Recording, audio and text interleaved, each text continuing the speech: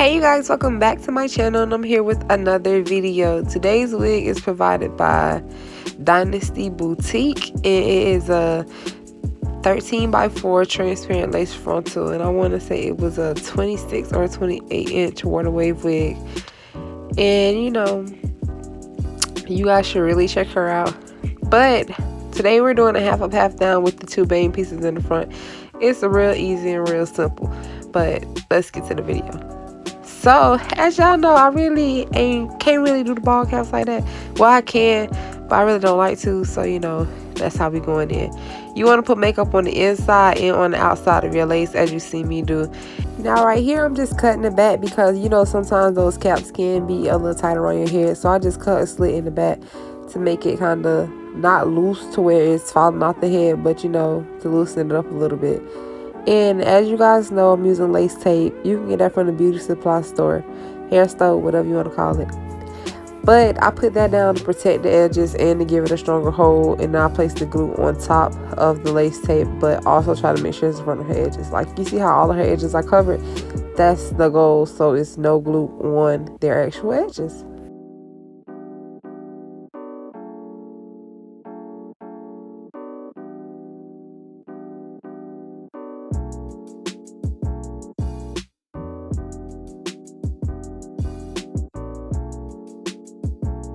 Also, y'all, don't mind me. I look homeless when I do hair. Like, ain't nothing cute about it.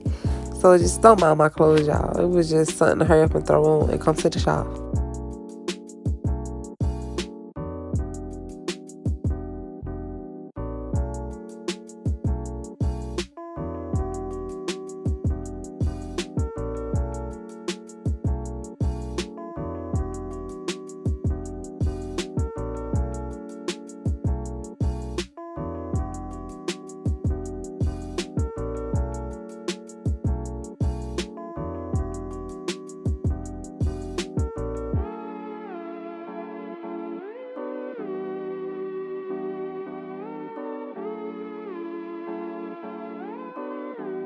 So this part is completely optional with how you cut out the lace. You can cut it off with scissors or you can cut it off with a razor. To me, I get the best results with the razor, but I also get pretty good results with scissors too, long as you go in a zigzag motion so you do not see that straight line going across your forehead, which is the lace. After you do that, you want to just put glue on the pieces that are lifting or whatever.